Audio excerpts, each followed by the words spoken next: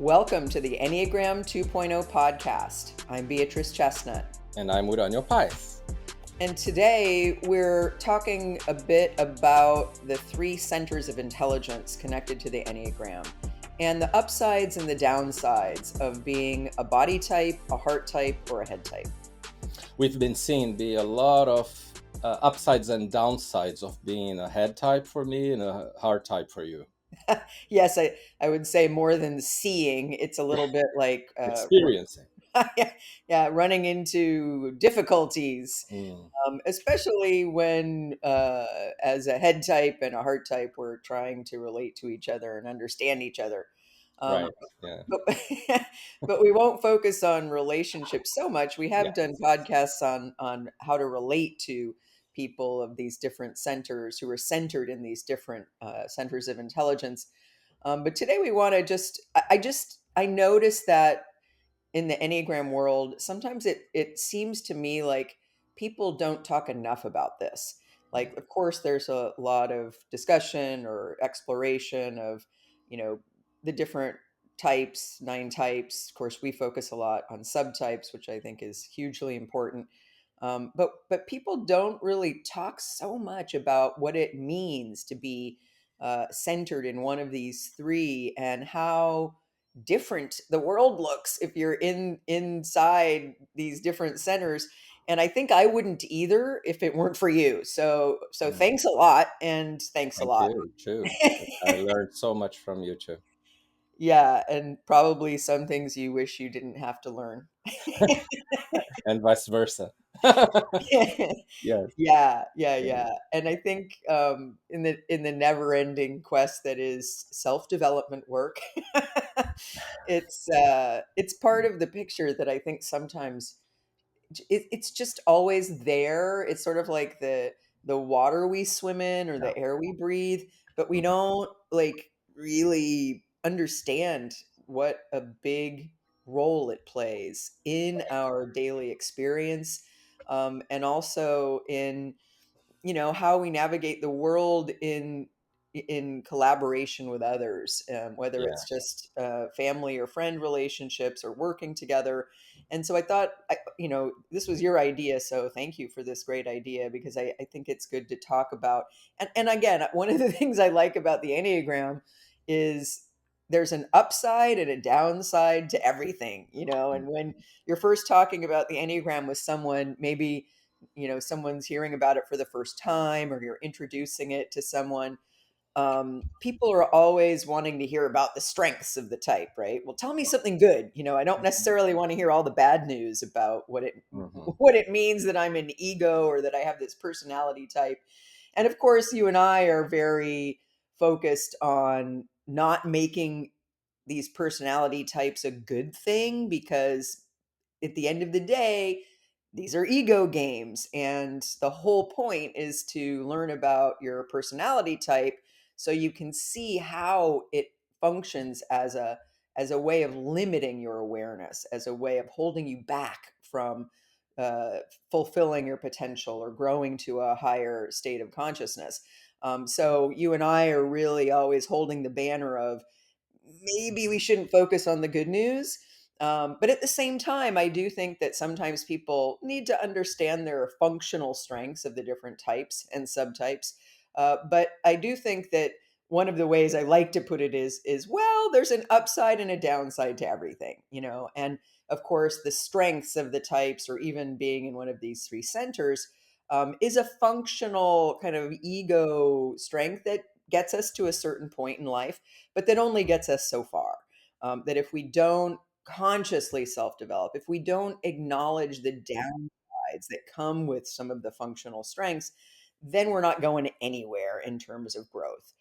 So we thought it might be interesting to just focus on the upsides and downsides Yeah. of the centers of intelligence.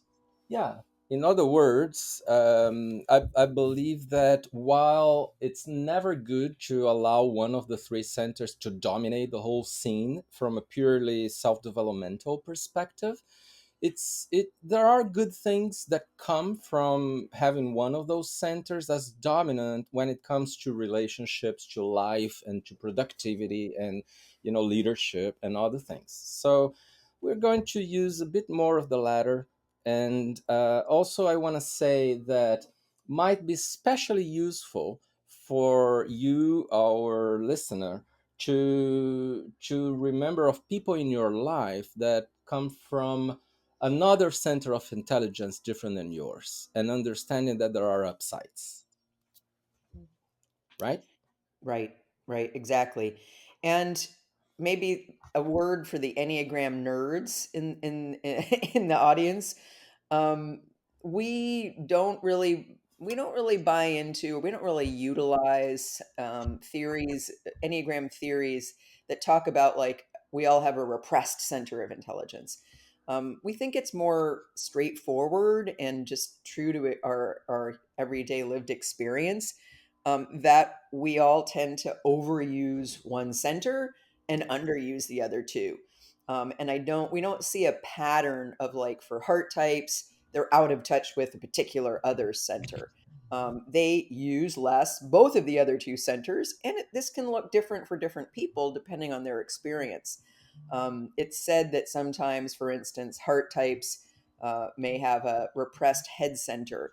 And for instance, in my case, I was raised in a culture and a community that focused a lot on education, that focused a lot on developing your head center. Hmm. So, over the years, I can have a trouble, even though it doesn't mean the same as the way Uranio experiences his head center, but I can be kind of heady.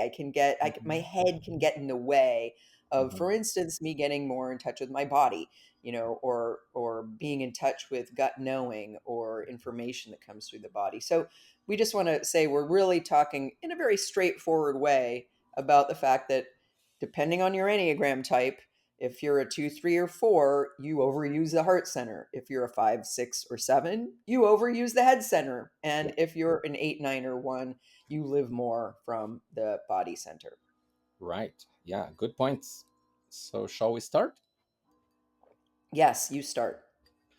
Okay, so why don't we start in a different sequence? Because of a few complaints that at times we get that the head types are always last. But maybe we can start with heart types. How does this sound? So you don't think it will satisfy the complainants if we start with the head types We can. more? We can. It will So be let's more do satisfying. something. Let's do something completely different. Let's start with head types, then heart types, and then body types. Okay? Okay. Yeah. Okay, I'll say a few things that I believe are important to know about head types, both in the pros and cons, or the upsides and downsides. But I really, really want to hear from you in what you said that you learned about head types, and yeah, so it will be, and then I can share my learnings about heart types next. So what I want to summarize to start with about head types is that there is an advantage of head types to see and absorb complexity of life. Head types can connect the dots. They can see different aspects. They can see how things are interconnected, interdependent, and causes and consequences of things that we do or that we don't do. And they have this immense differentiated analytical capacity. And also, many times that converts into a planning capacity. That is usually something that helps others and groups in a few contexts. Of course, when they do that too much, it's called overthinking. It's not good. But that capacity is really amazing, like seeing what others don't see. And then I can talk about some downsides. But what do you think? Well, I know we're on the right track because as a heart type, just hearing you talk about that, I started to get a headache. Oh my God. Interesting. I get more excited. I noticed. Yeah. Mm. Yeah, Yeah. so it is fun, and I think it's a what you're bringing up now. It is an opportunity to clarify that uh, head types find motivation in exercising, reasoning and using the head more, and sometimes in ways that are very exaggerated. Like when I'm not present, I see myself using the head in very useless ways. Like if I'm walking, if I'm driving, I see myself playing games with my head just to overstimulate the brain. And that's not Right. useful nor good, but it's something that we tend to do as head types. It's the overuse. And while that is essentially not very good, it's the overuse of one center and it leads to overthinking and also to things like anxiety that is perhaps more common for head types. It also develops in head types the capacity to use the brain and to always analyze and being critical and being able to tell the difference between good and bad ideas, or but at the same time without censoring ideas, so bringing up different scenarios. So it seems we're into the downsides of the head types. Yeah, but look, And look, so look. Head yeah. types are not as linear. So we don't think, let's talk about upsides, let's talk about downsides. We go there, we come back. So I guess another advantage is this flexibility, and a big disadvantage is that sometimes it's hard for others to follow. Mhm. Right, right, right. Sorry, I interrupted you. No, I'm hearing you. So um, we don't have to be linear if that's another way of illustrating how head types operate and the upsides and downsides. So it sounds like what you're saying is on the upside, um, head types have a special ability or capacity for thinking in flexible ways, for planning, for analyzing, for connecting different things, and almost kind of like a way of um, you know thinking that is um, creative, that isn't limited by some other ways that other people may think.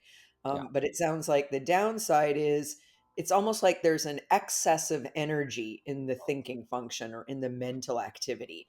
And Mhm. sometimes, and I've heard other head types say this in addition to you, although I've also heard head types say they don't do this, so I think it may it's not 100% if you're a head type listening to this, but that there's this excess of energy that can sometimes almost be wasted when you're just using the head center, like I think you've told me, like to count lines on the sidewalk, or as a way of it's almost like the manifestation of the excessive focus there, that you're just using it to use it, and it's not really contributing to a kind of productive use of energy.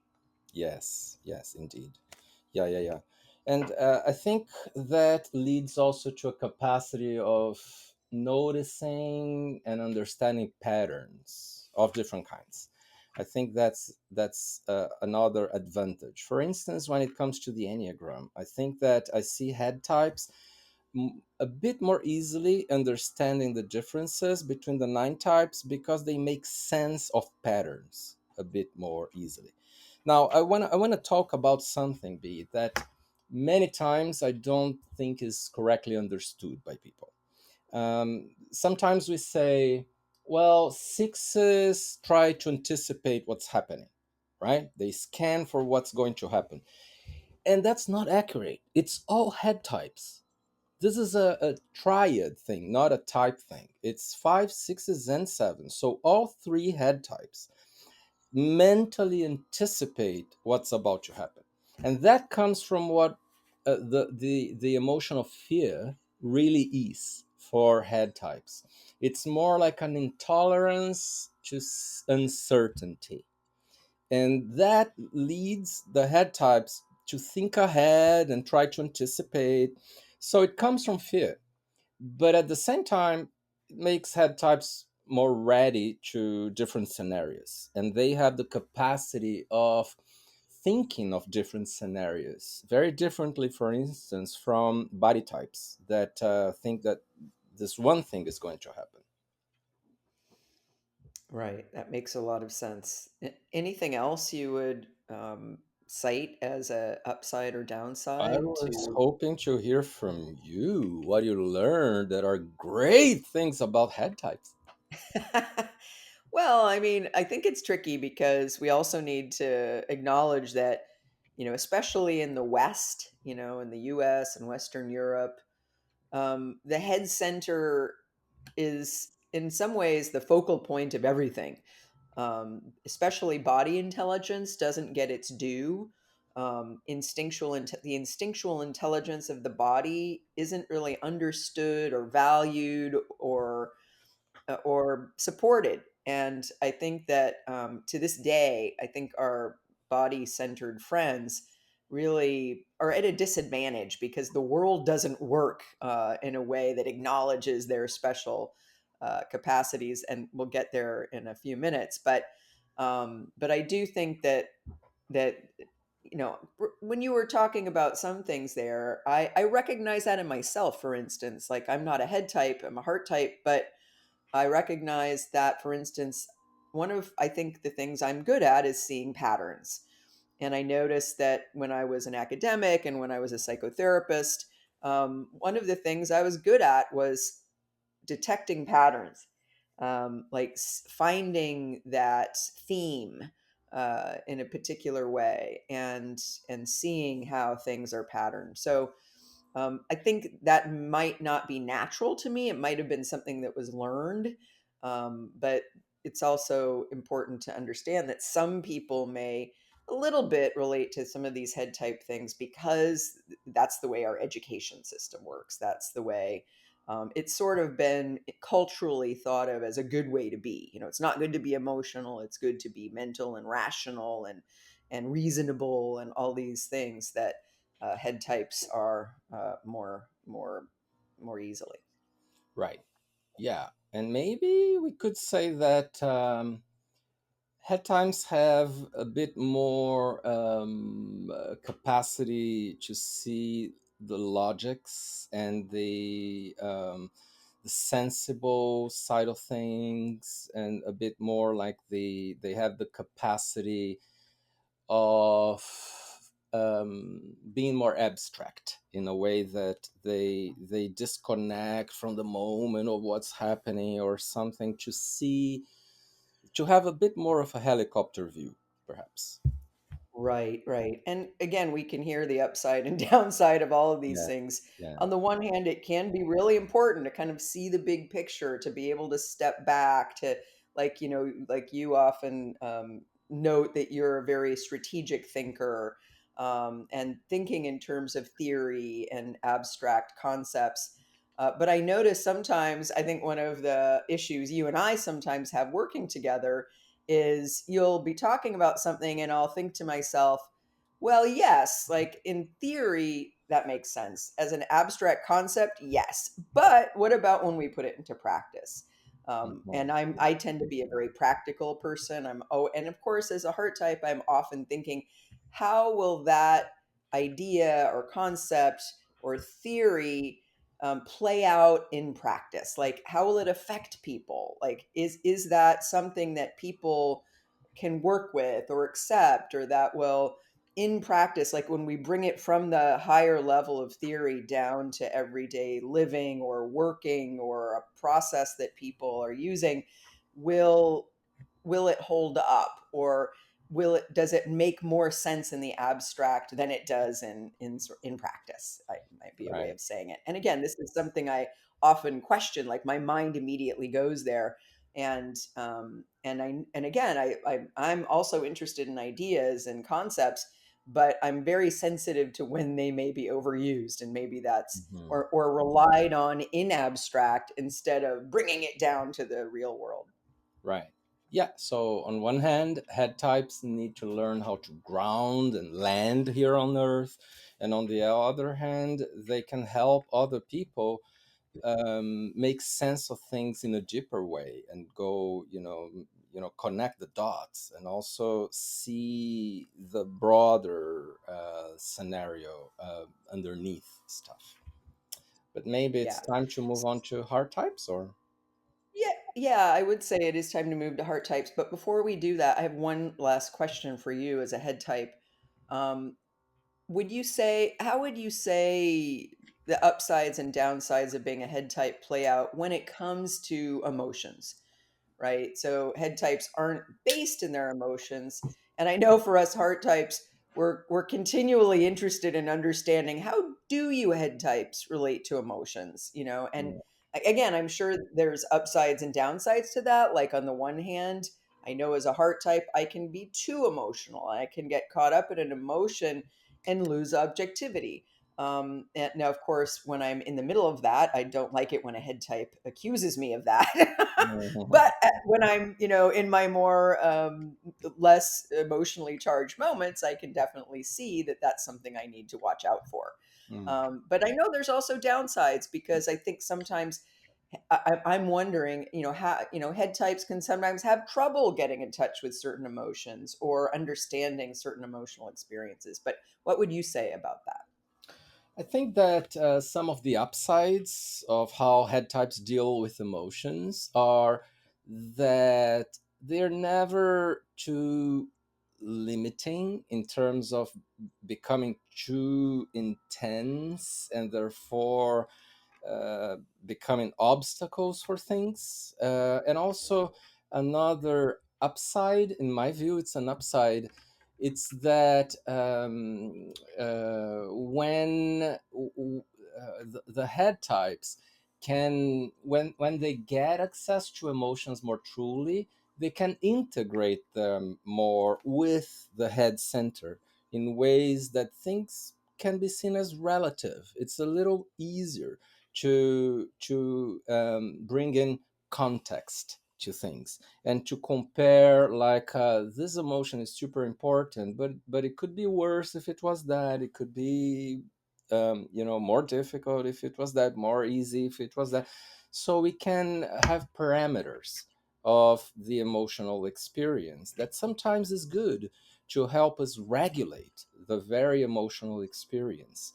One downside, though, is that it takes a lot of time for most head types to have a direct emotional experience. They think they are having an emotional experience, but they are more thinking of emotions. And I see some sevens, for instance, say, "Oh, I think I'm very emotional," but in practice, it's more like I'm excited and intense, but it's not really being emotional. It's a different thing.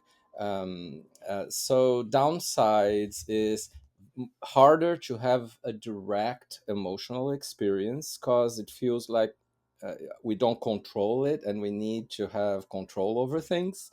And also a downside of becoming less empathetic in life. It's a bit harder to have empathy than hard types have. And then head type might just develop an empathy technique that doesn't go too far. And while hard types, for instance, truly feel for the other person, so it's not there is a gap there for sure, in the emotional experience for head types. But I do see benefits, as I said, and perhaps another benefit is I can I can feel the emotions in a little bit more in their exact dimension. Like, I don't make it last forever, and I don't make it last like too little. After I do work on getting in touch with emotions, I think that head types are still good in terms of not doing too much or too little emotions. But many times it's too little before they develop. Make Right. sense? Right. And so I think just a takeaway or a to do for head types might be around emotions and just to be noticing when you may be thinking about emotions versus really feeling an emotion Yeah. might be, again, something for head types to remember. Yeah, and I just want to say, I wish that in the Enneagram community we asked similar questions, but the other way around. Like, how do heart types deal with thinking? How do body types deal with thinking? And these questions don't get asked as much because people assume that that is already too much for everybody. But head types know that actually body types and heart types could use some development in the use of the head, and that has nothing to do with being smart. It has to do with exercising the head functions together with the heart and the body. Right. And we'll get there when we talk about the heart types and the body types. But let's move to the heart types now. So, Mm. what do you think are important upsides and downsides to being a heart type? I think that heart types are flexible in many ways. I think that they feel an emotion now, and sometimes soon after they stop feeling that emotion, and they change the emotional tone way more easily than whoever's not a heart type. So I always admire the capacity that heart types have, including you, of changing opinion about someone way more easily than head types and body types. Like, oh, now I get that person. I was so sad, so critical of that person, but now it's over because I see that the other side. I see that I like this person, and also flexibility in what we could call adaptability that comes to heart types because of the thing of image and shape shifting, but still from a practical side of life, that is something that is desirable, like being adaptable. Another thing is being empathetic without effort, like putting myself on the other person's shoes, right? Sometimes it becomes a problem because it might be too much, like force introject everything from that person, and they feel too much and they don't know what's mine, what's theirs. But it's essentially something good to have empathy, although it doesn't do the hard type necessarily good, too good. But it's a skill in social life that is desirable, um, and also the capacity to just know by feeling what other people need and want, and also what they think of us, which is a very much a blind spot for people who are not hard types. And maybe I can talk about the downsides in a minute. Okay. Yeah, I think upsides are, I think emotion and how things feel emotionally is such an important part of life. I think, and I think us heart types, we have more direct experience of that. So, like you said, feeling easily how other people feel through empathy, and so being able to have a shared experience. I know when I was a psychotherapist, for instance, a big part of my job, and I think what was helpful for people, is when people have, whether it's difficult emotions or positive emotions, being able to be with someone in their emotion and sort of witness it, support it, be connected to someone in an emotion. For instance, someone who's going through grief, or someone who's, experiencing, any emotion. It sometimes what's hard about having an emotion, especially if it's a challenging experience, is feeling alone in it or feeling like no one understands. And of course, a shared understanding is also something that I think heart types really need and look for in relationships. And I think heart types have an easy time connecting to others in significant, deep, powerful ways through the sharing of an emotional experience. Now, I do think it needs to be said that, I mean, thinking of me when I was growing up, when I first started doing self-development work, say late 20s, early 30s, I know that for me, I'm a type 2, I'm a heart type, but I was pretty disconnected from my emotions. So I think it also needs to be said, just because you're a heart-centered type doesn't mean you're in touch with all your emotions or you have an open heart. I think this is an ongoing project that we need to be engaged in, is, when do I close my heart because it's too much pain, or it's too much, or I'm having a problem with someone, or I go to the other side of being a bit hard-hearted, or, blocking that connection because, for one reason or another, it's challenging, or, I'm having an issue. But I do think that being able to be in touch with those emotions, um, being guided to some degree by emotional truth, I think is another important upside.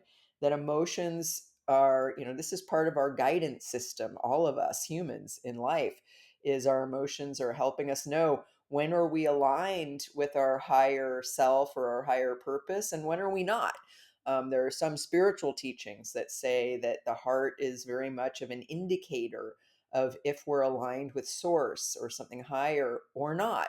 If we're having a lot of bad feelings, whether it's shame or bad feelings about ourselves, or anger, or sadness or depression, often that's a big, or fear, an alert system, an important thing to pay attention to, that something's off, something needs to be addressed. And so I think these are the kinds of things also that can help us, especially if we're open to it and we're working on clarity around our emotions. It can be something that guides us, that provides us with really important information about what's happening if we respect our feelings. And of course, it needs to be said that I think sometimes we heart types have a chip on our shoulder a little bit, because most of us have been, through our childhood or early life experience, been told we're too sensitive or we're too emotional. And certainly culturally, there's a way that I think in Western culture, there's often been this taboo against being overly emotional. You don't show your emotions at work or in certain settings. And if someone is emotional, if they're crying, for instance, that's something to be embarrassed about, or it's something that says that you can't handle something, or you're not strong. And so I think there are those cultural aspects that we need to name, in order to kind of sort things out. What are we talking here? The upsides, the downsides, but also the challenges that come with living in the world.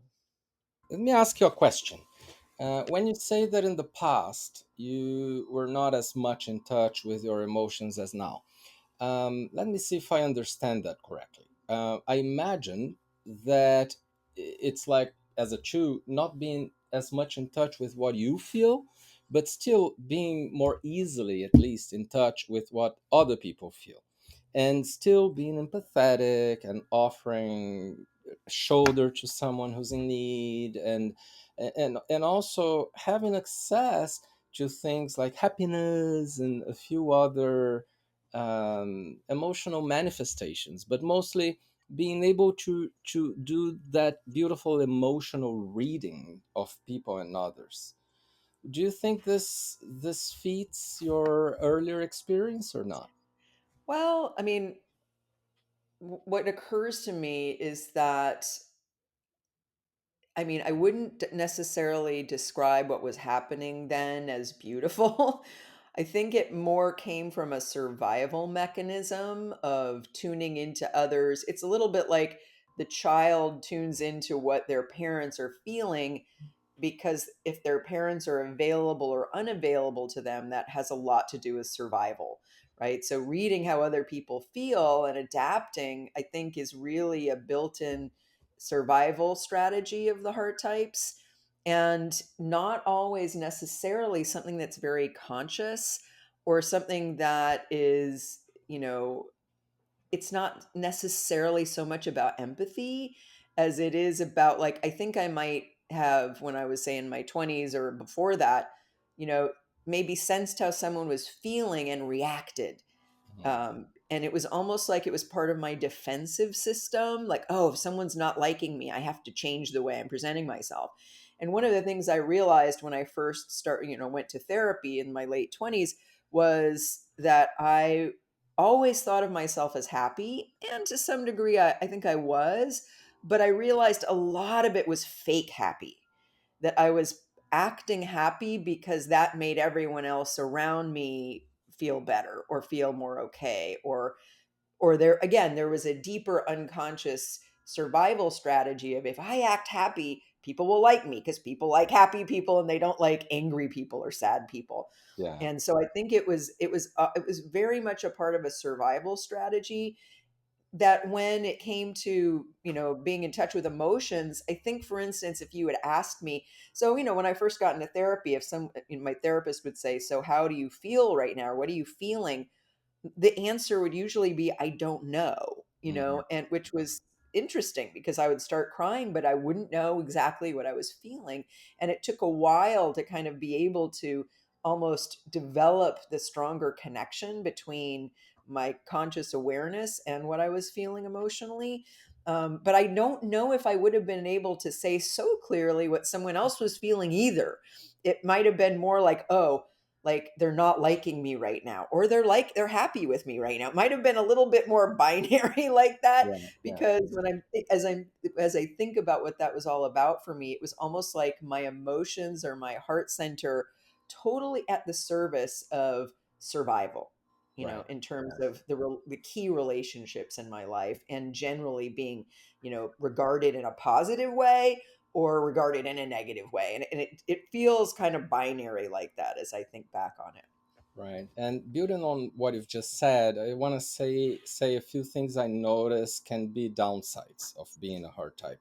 And one of them, as I see it, is what is many times a big dependency on what people think of me, and the need to be like, the need to see, how what is the image I'm conveying right now, and that leads to not being enough, like not feeling enough, that I'm okay for who I am, and period, and that other people's opinions about me is none of my business, it's their issue. So I see that that is a downside, and I hear from many hard type clients that one of the things they wish the most is that they would relax that concern, because it's a burden to feel that all the time. Yeah, I do think, just to align with what heart types listening to this might feel, I do think it's slightly different between twos, threes, and fours of what they're looking for and how they interpret what's happening and what they would say they need. For instance, I think it's more twos that need to be liked, although even some twos might say, like a social two might say, well, I'd rather be respected than liked. But I do think and threes might say something more like, I need to be valued or admired or seen as competent. And fours might say, well, I don't necessarily need to be liked. I remember a four once saying to me, if someone likes me, it feels like a luxury, not like something that I expect or that happens regularly, right? But at the same time, there is this looking outward to see how are people relating to me, experiencing me, evaluating me.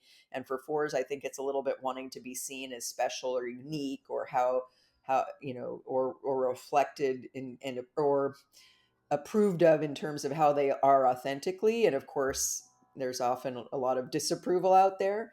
But I do think that there is this kind of, like, is it positive or negative sense that we have? Yeah, yeah, yeah, And I think it's like heart types are asking that about others. Like, do I like or not like what's happening? Do I like or not like this person? And there is that kind of, like, that sort of binary sort of, is this positive or negative, kind of what I'm feeling in relationship to other people. yeah, And then there can be, like you say, a lot of reactivity around, oh, if it's negative, then there's something wrong with me, or if it's positive, then, oh, whatever I'm doing is the right thing to be doing, even if it's something I'm doing to adapt to someone else and it's actually not very good for me. yeah. And sometimes, as a head type, when a hard type says, not sure I like or I dislike that person. Many times in my mind, I say, what does this has to do with what we are talking about? It's not about liking or disliking. It's, an objective analysis. But anyway, just to wrap up my part of on this, I also think that it's a bit problematic for hard types and potentially a downside, the exaggerated tendency to feel rejected in things that sometimes are minor when you look more objectively to the situation. Yeah. Yeah, and I of course, the downside of at times being really carried away by an emotion that gets really big, that feels like it's equal to objective reality when, of course, again, objectivity being a little bit more of a head type term, it's like, okay, I'm really seeing this through this big emotion. And what I've learned over time, although I'm still not always good at it, is okay, I need to wait until the emotion kind of recedes or passes so that I can bring in a little more of the head, so that I can balance out my experience of what's happening and not be too much of an extreme place emotionally, too much of this emotion or that emotion. Although at the same time respecting, it's a lot about balance, I think, for the heart types. Should we talk about body types? Yes, let's talk about body types. And of course, neither of us is a body type, so coming a little bit at a disadvantage to this topic. But what would you say about upsides and downsides to being a body centered or instinctual centered types? Well, there is a very obvious upside from my perspective of just knowing how things are and what's happening, because people are, they just sense things. They don't need to think or overthink, they just know, right? And another thing is the capacity to be objective and at the same time going quickly into action, and without that need that I have, for instance, to plan ahead and too much. And then there is something funny that I heard from an eight not too long ago. The eight said, "Look, I understand that when you plan, when you go to action, you know what you're going to do, and it will be pretty consistent. But by the time that you go to action, I have tried three different things, and I also get there in the right formula." And that's true. Many times the trial and error is really good, and the focus on experience, I think that's brilliant.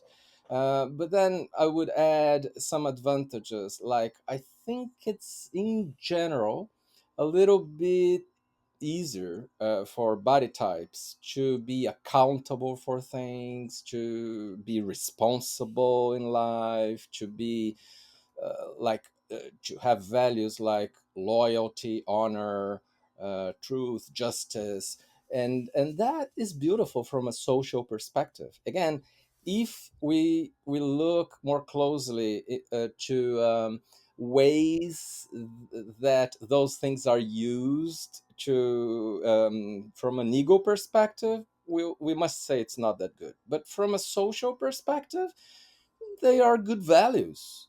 And I think these are some of the brilliant things about body types.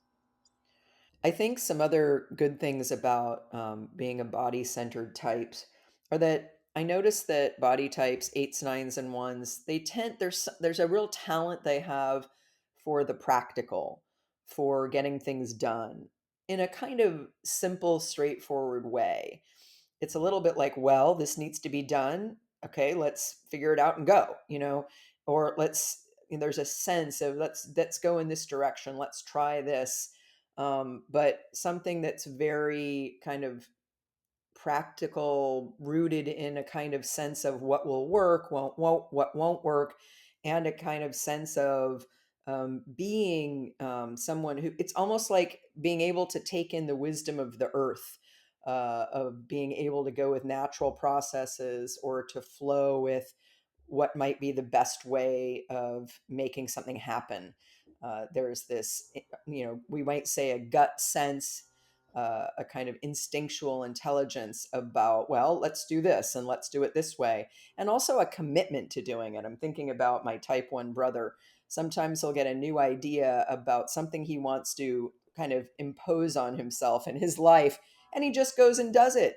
And he Yeah. has this incredible discipline to just, okay, I've decided that this is the thing that I want to do, and I've decided this is why I want to do it, and I'm going to go do it. And even if it's challenging, like he's gotten into the cold plunge, trend, and he just goes and does it. And for me, even thinking about going and doing something like that brings up all these feelings Mm, that first of all I would have to sort through before I even thought about doing, and second of all would probably stop me from actually doing it. Right? There's a way that he kind of commits to something, he decides that's the way he's going, and he just does it. yeah. And there's almost like a simplicity and it's like I'm looking at him going, how do you do that? And Yeah. Yeah. it's as if it's not complicated for him. Yeah. He's decided, he's clear and he moves. Yeah. And that's, and even if he might, at some point like question something, it's not this deep questioning. It's more like you know, should I course correct or not? No. Okay, let's keep going. Yeah, I like that a lot. I do think that body types in general are uncomplicated when compared to both heart types and head types. And I remember a case a long, long time ago when I was getting to know the Enneagram, that we had a meditation group, and then someone started, joined the meditation group in December, which in Brazil is something like really rare because people postpone that to March, which is after Carnival in Brazil. So, Right. so then the teacher said, who was an Enneagram teacher, said, "Look, I want to say before we start that I really, really admire you for starting in December, and I think that's a blessing of you being a body type. I think it speaks to what you're talking about." Yeah, Yeah.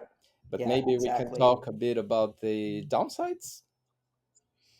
Okay, have we talked about enough upsides? I want to be aware not to give body types short shrift here because we don't have one present. But I think we've covered it. Yeah, I do think we can now talk about downsides because I think we covered many different upsides. So I'll start by saying that body types are more judgmental than the average heart type or head type. And even nines are more judgmental. They don't show that as much, but they are. And it's like it's based in the concept that there is one right way, and usually what is that right way? It's my way, right? And then all the other ways are wrong. So that leads to a second downside, that is, um, I see things in black and white, and I don't see the shades of gray in between. Like it's more like I'm always seeing things as correct and incorrect, and there is one correct way, right? It's hard to see in between. Another downside is that anger takes control of many things. Of course, each of the three body types, eights, nines, and ones, deal with anger in different ways, but anger prevails in a way. And that leads to a state of irritation that is very constant. And then there's something else that is the somatization that happens with body types, that they bring everything to the body, and because they don't feel the emotions, they need to do something about it. The emotion gets stored in the body, and they overuse the body as a device to live life. It's not that they are more grounded or embodied, it's more like they use the body as a primary way of absorbing or apprehending what is happening out there. and that leads to more somaticization. And there are specific diseases, by the way. One day we'll talk about this at the podcast, that are connected to body types, heart types, and head types. But this is another chapter. Just to finish what I see as some downsides, I want to say that body types also tend to be a bit more stubborn and in insisting in one thing, even if nines don't look like they are insisting, but so they tend to be a bit less flexible, in my view. But also, this insistence has to do with an incapacity to adapt too quickly. It's like there's this way and I need to follow this way. So it's a bit more common for body types to follow routines and to find it hard to break routines. So what do you Mhm. see though as some downsides? Yeah, I think you've said several important things, so maybe I'll just add one or two more. I do think that one thing that's tricky for body types that I've noticed is, for instance, how they relate to their emotions. I think sometimes if an emotion comes up, they go right into action instead of leaving space for being with the emotion and feeling the emotion. And they may not always have a adequate assessment of if they're actually feeling the emotion or not. Like some I've heard some nines believe they're really in touch with their feelings when that's not exactly my experience of them. It's more like they're in touch with sensations, but not almost not realizing and or having the indicator of when am I really in touch with my emotions or when am I more in touch with instinct, or if I've sort of gone into action so quickly I didn't really notice that I didn't leave that much room for really sinking into the emotion. And as Uranio said, when all of us, when we don't feel the emotion with our heart center, but our body can kind of take over, it's almost like the body's trying to do the job of the heart center.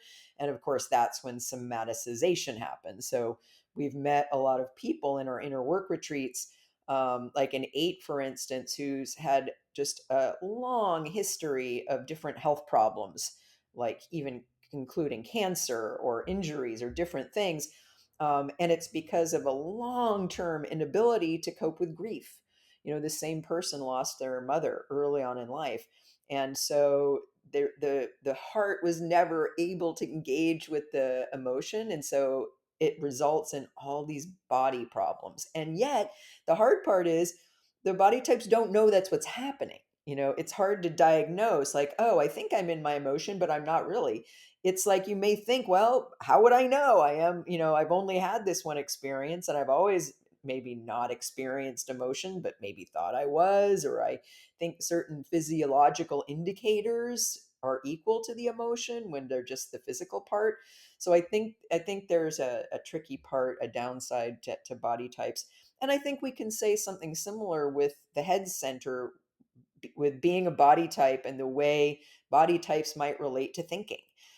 They may, for instance, not leave enough space for planning when that would be wise, right? Going into action quickly and not realizing the necessity or the requirement in some circumstances of pausing or slowing down or backing up and bringing more intellectual clarity to the situation. It's a little bit like being body centered. Like you said, there's this gut sense of which way to go and what to do. But that doesn't always leave space for knowing what you don't know. I guess I might conclude it that way. Yeah, I agree. Lovely. I think that again, super important to understand these basics. And I'm glad we had this conversation. I hope that our podcast followers enjoyed it. Yes, a really important topic, and hopefully we'll return to it again and again. All right. So I think that does it for this episode. Thank you so much for listening. We hope you'll join us again next time for the Enneagram 2.0 podcast, where we talk about all things Enneagram.